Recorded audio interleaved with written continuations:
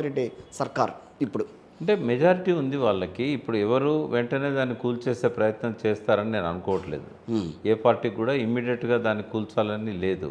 ఒకవేళ బీజేపీకి కొద్దిగా సంఖ్య ఎక్కువ ఉండి ఉంటే వాళ్ళు వెంటనే ఆ ప్రయత్నం మొదలుపెట్టేవారు. బట్ వారికి ఉన్న 8 సీట్లే కదా. అవును. కాబట్టి ఇంకోటి రేవంత్ రెడ్డి వారికి సహకరించే మనస్తత్వం ఉన్న వ్యక్తే. అంటే స్టేట్ సెంట్రల్ రిలేషన్స్ విషయంలో ఆయన కొద్దిగా మొదటి నుంచి కూడా క్లారిటీతో ఉన్నాడు. కొంత మోడీ గారిని రెస్పెక్ట్ చేయడంలో గతంలో కేసీఆర్కున్న ఆయనకు చాలా తేడా ఉంది. ఓకే. కాబట్టి ఇప్పుడే వెంటనే ఆ ప్రభుత్వానికి వచ్చిన ఇబ్బంది ఏం లేదు.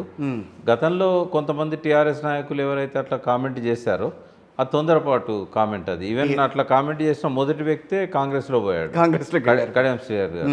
అంటే ఎవరికి అటువంటి అభిప్రాయం ఉండాల్సిన అవసరం లేదు. ఖచ్చితంగా ఈ ప్రభుత్వం కొంతకాలం ఉంటుంది. ఒకవేళ ప్రభుత్వాన్ని కూలదోసే కుట్ర ఏదన్నా జరిగేది ఉంటే ఇంటర్నల్గా ఆ పార్టీలోంచే రావాలి. పార్టీలోంచి రావాలనంటే మీరు అనే దాన్ని బట్టి ఎవరైనా రెడ్డి గారు కానీ లేకపోతే పొంగులేటి శ్రీనివాస్ రెడ్డి గారు వాళ్ళెవరన్నా బీజేపీతో చేయగలిపితే అట్లాంటి ప్రయత్నం ఏమైనా జరుగుద్దేమో. కానీ కాంగ్రెస్లో ఇంటర్నల్గా రావాల్సిందే తప్ప బయట నుంచి అయితే ఎవరు ప్రయత్నం చేయరు. ఒకవేళ కాంగ్రెస్లో అంతా ఐక్యత ఉందనుకోండి, రేవంత్ రెడ్డి గారు సక్సెస్ అయ్యారనుకోండి అందరినీ మేనేజ్ చేయడంలో, ఇంకా బయట వాళ్ళకి అవకాశం ఉండదు ఆ ప్రభుత్వాన్ని కూలగొట్టడానికి. కాబట్టి అది మనము ఆలోచించాల్సిన అవసరం లేదు. కాంగ్రెస్ పార్టీ ప్రభుత్వాలు అనగానే సో ఎవ్రీ ఇయర్ కూడా ప్రభుత్వానికి సంబంధించి ఎప్పుడు ఏదో ఒకటి చేంజెస్ జరుగుతూ ఉంటాయి. ముఖ్యమంత్రి మారడము, లేకపోతే ఏదో మొత్తం షఫ్లింగ్ చేయాలన్న ప్రయత్నాలు జరగడము. పక్కన కర్ణాటక మనకి బెస్ట్ ఎగ్జాంపుల్, ఆ ముందున్న గవర్నమెంట్. సో అలాంటిది ఇక్కడ కూడా జరిగే అవకాశం ఉంటుంది రేవంత్ రెడ్డి గారి మీద. సో ఆయనకి 35 మంది ఎమ్మెల్యేల మద్దతు ఉన్నా ఆయన మనుగడ సాధించడం అనేది కష్టం అని చెప్పి కాంగ్రెస్కి సంబంధించిన కాంగ్రెస్ సీనియర్ నాయకులే చాలామంది మాట్లాడుతున్నారు ఇప్పటికి. ఇంకా అదే ఇప్పుడు ఎవరన్నా ఇందులో నుంచి ఒకరు బయటికి వెళ్ళాలని ఆలోచన చేసినప్పుడు బీజేపీ, బీఆర్ఎస్ ఆ పోయే గ్రూపు వీళ్ళంతా ఒకటైతే తప్ప ఆ పరిస్థితి తలెత్తదు. ఉదాహరణకు బీజేపీ, బీఆర్ఎస్కి ఒక అండర్స్టాండింగ్ కుదిరింది అనుకుందాం. వాళ్ళిద్దరికి అండర్స్టాండింగ్ మీద ఒక్కసారి తర్వాత మాట్లాడదాం. ఇప్పుడు పడిపోవాలి గవర్నమెంట్ పడిపోయే అవకాశం ఉంది అంటే ఆ రెండు ఒకటి కావాలి. రెండవది ఇందులో నుంచి ఒక గ్రూప్ బయటికి రావాలి. ఈ మూడు కలిస్తే రేవంత్ రెడ్డి ప్రభుత్వానికి ప్రమాదం ఉంటుంది. రాహుల్ గాంధీ అయితే ఇమ్మీడియట్గా ఆయన తొలగించడానికి ఎటువంటి ప్రయత్నం చేయడు. ఓకే. ఇంకోటి రేవంత్ రెడ్డి లాగా సమయస్ఫూర్తితోని అందరినీ కలుపుకోపోగలిగే వ్యక్తి కూడా పార్టీలో లేడు. ఇంకొక వ్యక్తి ఆయనని సెలెక్ట్ చేయడం అనేది చాలా ఆలోచించి వాళ్ళు తీసుకున్న మంచి నిర్ణయం అని నేను అంటాను. ఎందుకంటే రేవంత్ రెడ్డి లాగా దూకుడుగా పార్టీని అంతా ఒక తాటి మీద నడిపించగలిగి అవసరమైన అన్ని హంగులను సమకూర్చుకొని ఆర్థికంగా కానీ ఇతరత్ర కానీ ఆయన మాట చాతుర్యమే కాకుండా ఆర్థికంగా కూడా అన్ని సమకూర్చుకోగలిగాడు ఎలక్షన్స్ పోయే ముందే. తర్వాత కేసీఆర్ను ఆ స్థాయిలో విమర్శించిన నాయకుడు ఎవరు లేరు. ఇవన్నీ చూసినప్పుడు ఏంటంటే రేవంత్ రెడ్డి అయితేనే కరెక్ట్గా కొట్టగలుగుతాడు అనేది రాహుల్ గాంధీకి ఎప్పుడైతే వచ్చిందో ఇంకా ఆయనకే ఆ బాధ్యతలు ఇచ్చాడు. మొత్తం ప్రచార బాధ్యతలు మొత్తం రేవంత్ రెడ్డి గారికే ఇచ్చాడు. ఓకే. ఇంకొకరితో కూడా కాదు అది. మిగతా వాళ్ళు మంచి నాయకులే కానీ మైల్డ్గా ఉంటారు. ఇంకోళ్ళతో అయ్యే పరిస్థితే ఉంటే 2022లో మళ్ళీ ఈయనకి పిసిసి ప్రెసిడెంట్గా ఇస్తారు. అవును, అంత కాంగ్రెస్ పార్టీ చరిత్రలోనే వచ్చిన మొదటి రోజే వర్కింగ్ ప్రెసిడెంట్ ఇవ్వడము, 3 ఏళ్ళకే ఆయనకి ఇవ్వడం అనేది అది కాంగ్రెస్ పార్టీ చరిత్రలోనే మొదటిసారి అది. అవును. సో ఆయన మెప్పించుకుంటూ వస్తున్నాడు. దానికి తగ్గట్టుగా అవసరానికి తగ్గ అన్ని పనులు ఆయన సమకూర్చుకోగలుగుతున్నాడు. కాబట్టే రేవంత్ రెడ్డిని ఇమ్మీడియట్గా దించే పరిస్థితి కాంగ్రెస్లో ఉండదు. కానీ ఇక్కడ రేవంత్ గారి ప్రభుత్వం అనాలా, మన కాంగ్రెస్ ప్రభుత్వం అనాలా? దీన్ని కాంగ్రెస్ ప్రభుత్వం అనాలి. బట్ రేవంత్ రెడ్డి గారు నడుపుతున్నారు కాబట్టి ఎప్పుడు కూడా కేసీఆర్ ప్రభుత్వం అంటాం, అట్లా మోడీ గారి ప్రభుత్వం అంటాం. కానీ అదే నచ్చట్ల చాలా మందికి. కాంగ్రెస్ పార్టీ ఇక్కడ నడిపిస్తోంది, ఇక్కడ కాంగ్రెస్ పార్టీ పగ్గాలు నడుస్తున్నాయి, ఇక్కడ కాంగ్రెస్ పార్టీతో ఉంది ప్రభుత్వం అంతా కూడా.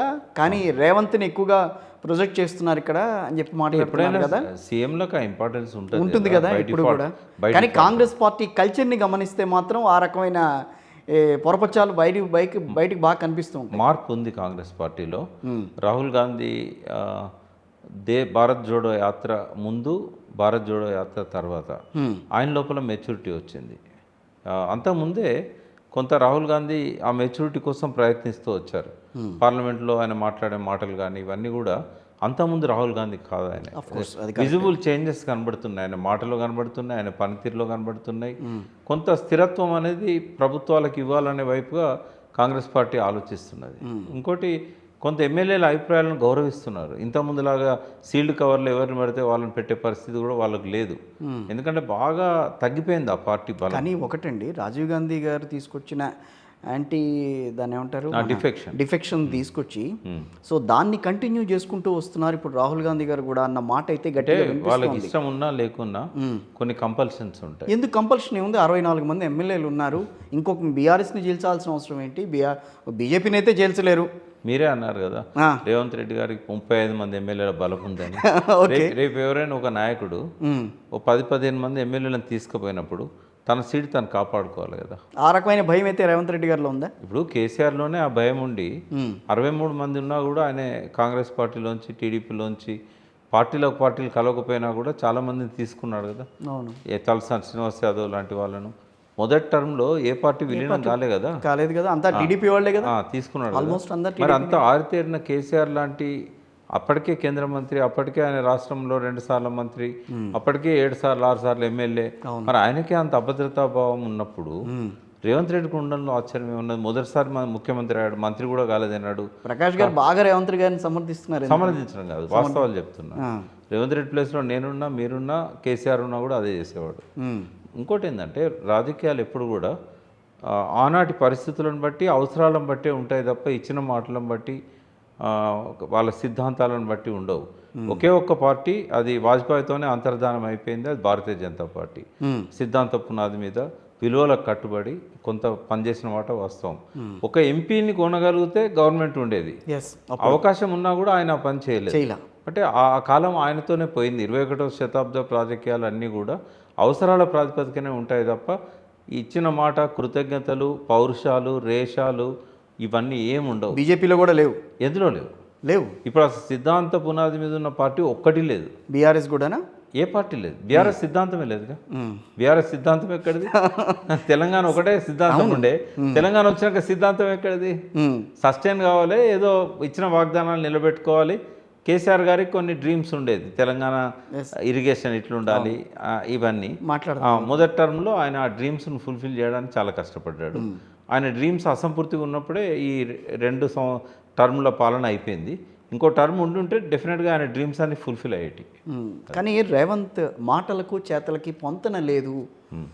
ప్రభుత్వంలోకి వచ్చే వరకు ఒక మాట మాట్లాడారు, ప్రభుత్వంలోకి వచ్చిన తర్వాత అసలు దేని మీద కూడా పెద్ద కాన్సన్ట్రేషన్ లేదు.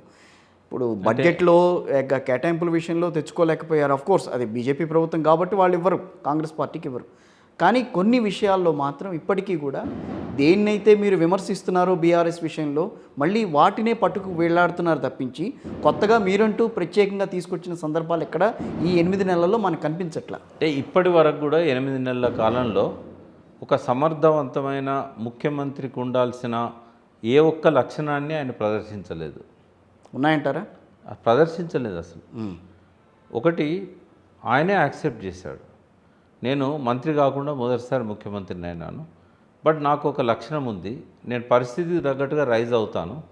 నేను జిల్లా పరిషత్ మెంబర్కి గెలిచినప్పుడు దానికి సంబంధించిన అవగాహన పెంచుకున్నాను, ఎంపీగా గెలిచినప్పుడు ఎంపీ అవగాహన పెంచుకున్నాను, ఇప్పుడు ముఖ్యమంత్రి అయినాను కాబట్టి ఆ అవగాహనతో నేను ఆ ఉందాతనాన్ని కాపాడుకుంటానని చెప్పాడు. బట్ ఆయన అనుకున్న దానికి ఆయన ఆచరిస్తున్న దానికి ఎక్కడా సంబంధం లేదు. ఆయన మాట్లాడుతున్న మాటలు కూడా అసెంబ్లీలో ఒక లెజిస్లేటర్ కూడా మాట్లాడే మాటలు కాదవి. ఒక ముఖ్యమంత్రి కాదు కదా, ఒక మామూలు ఎమ్మెల్యే కూడా మాట్లాడాల్సిన మాట్లాడే అనవసరంగా రెచ్చగొట్టడం, అనవసరంగా నోరు జారడం. మీకు ఒక ఉదాహరణ చెప్తాను. ఇప్పుడు ఆయన అమెరికా అన్నాడు కాబట్టి ఎన్ఆర్ఐలు కూడా వినాలి. ఆయన కేటీఆర్ను ఉద్దేశించి కేటీఆర్ పేరు చెప్పకుండా ఎన్ఆర్ఐలను అవమానిస్తూ మాట్లాడాడు అసెంబ్లీలో. నేనేమి అటు పోయి బాత్రూమ్ అడగలేదు, ఇవన్నీ ఇట్లాంటి మాటలు. ఎన్ఆర్ఐ అంటే నాన్ రెసిడెంట్ ఇండియన్ అనే దాన్ని ఆయనే నాన్ రిలయబుల్ ఇండియను. ఇప్పుడు వాళ్ళు ప్రశ్నిస్తున్నారు, అక్కడ ఎన్ఆర్ఐలను అవమానపరిచినావు, మళ్ళీ ఎందుకు వచ్చినావు ఇక్కడికి? ఎన్ఆర్ఐలు నీకు ఇక్కడ డబ్బు తీసుకొని మీ పెట్టుబడులు పెట్టాలి అంటున్నావు, మేము నాన్ రిలయబుల్ కదా అని వాళ్ళు అక్కడ ప్రశ్నిస్తున్నారు. అంటే ఇవన్నీ అవసరమా రేవంత్ రెడ్డి గారికి? అది కేటీఆర్ని సూటిగా విమర్శించవచ్చు. ఎన్ఆర్ఐలను అడ్డం పెట్టుకొని ఇంగ్లీష్ విషయంలో తనకి ఇంగ్లీష్ రాదు, రాకపోతే తప్పు కాదు. ఎందుకంటే చైనా విప్లవం తీసుకొచ్చి చైనాను మార్చిన మావో కూడా అసలు ఏం ఇంగ్లీష్ రాదు కదా. ఇంగ్లీష్ రాకపోవడం అనేది తప్పు కాదు, ఇంగ్లీష్ వచ్చిన వాళ్ళని అవమానపరచడం తప్పు. ఆయన ఇంగ్లీష్ మీద చాలా ఉపన్యాసం ఇచ్చాడు అసెంబ్లీలో. ఒక హోటల్లో బట్లర్ కూడా ఇంగ్లీష్ డ్రాయర్లు అమ్మేవాడు ఇంగ్లీష్ మాట్లాడతాడు. ఇవన్నీ ఒక మామూలు లెజిస్లేటర్ కూడా మాట్లాడాల్సిన మాటలు కాదు. బట్ అన్ఫార్చునేట్లీ ఆయన ఆ ఉందాతనాన్ని ప్రదర్శిస్తలేడు. తర్వాత ఇప్పుడు వాళ్ళు తప్పులు చేశారనే కదా ప్రతిపక్షంలో కూర్చోబెట్టింది. ఆ తప్పులను ఎత్తి చూపెట్టి మీరు చేయలేదా అనడం ఏంది అసలు? అది మొన్న సబిత మేడం విషయంలో కూడా అదే జరిగింది. ఆయన మాట్లాడాల్సింది కాదు కదా. కనీసం గౌరవం ఇవ్వాలి. ఎందుకంటే ఈయనను కాపాడింది ఆమె, ఈయన తీసుకొచ్చింది ఆమె కాంగ్రెస్ పార్టీలోకి, లిఫ్ట్ ఇచ్చారు. గాంధీ భవన్లో ప్రవేశం లేనప్పుడు ఆయనకు ఎంట్రీ ఇవ్వడానికి ఈమె కారణం, జాతీయ స్థాయిలో ఈయన గౌరవం పెంచడానికి ఆమె కారణం, ఆమె కార్తిక్ రెడ్డి. ఇవన్నీ